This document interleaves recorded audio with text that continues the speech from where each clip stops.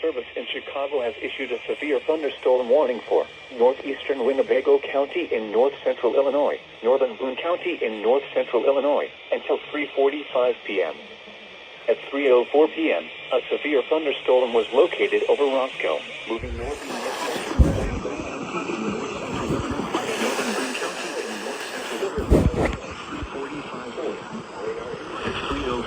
impact, hail damage to vehicles is expected.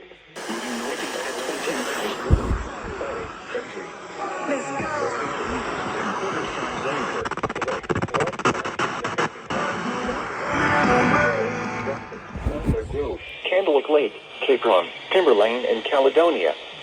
This includes Rock Cut State Park, Rock Valley College, Rockford Rivets Baseball, and Rockford Speedway. For your protection, move to an interior room on the lowest floor of a building.